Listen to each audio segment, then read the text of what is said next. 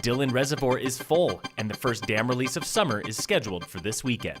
Phil Lindeman, Krystal, 93 News. First, CDOT held an open house yesterday to discuss plans for Highway 9, including roundabouts in Frisco and 4 continuous lanes from I-70 to Breckenridge. Local engineer Grant Anderson explains the highlights. Key takeaways are 8th Avenue is a big focus with a new roundabout, and then most likely a roundabout at Water Dance in the County Commons. Could be a signal there, but we're leaning towards a roundabout. Anderson said the updates were approved in 2004, and this would be the final phase of a multi-year, multi-million-dollar project. We're trying to get this to about an 80-90% design level by end of October this year. Construction funds haven't been identified, but we're being tasked with getting this ready if funds become available. Anderson does not expect this final phase to begin until 2020 at the earliest, with finishing touches in 2022. Best guess right now is a season and a half, probably 2 seasons, since it's turning into a full reconstruct. The project's biggest hurdle now is budget. CDOT has $10 million to work with, but the project could cost more, especially with additions like a noise barrier and a bike tunnel connecting County Commons to the Frisco Adventure Park.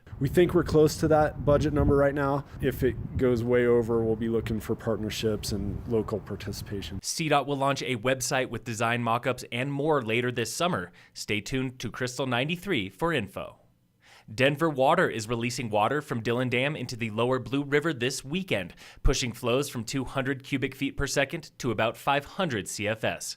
The reservoir is completely full as of this afternoon. In the Aspen area, Aspen City Council has given up rights to build dams on 2 local creeks running through wilderness areas. This from the Aspen Times. Conservation groups sued the city after it applied to extend water rights on Maroon and Castle Creeks. Those rights were granted in 1965, but opponents argued the area has changed since then, and conservation is now more important than reservoirs. A Denver man has been arrested for leaving pipe bombs in the basement safe of a downtown motel. This from the Associated Press. 36-year-old Adam Hyatt pled guilty this week to 3 charges of unregistered weapons. He was arrested in Los Angeles after the bombs were discovered by hotel employees left behind in an ammunition box. A Missouri man is getting one last chance to chase the perfect twister from beyond the grave. ABC News reports Jim Mad Dog Sellers recently died, and in his obituary, he asked storm-chasing friends to release his ashes into a tornado. After giving directions on how to track the storm, he finished the obituary request saying, "It will be fun."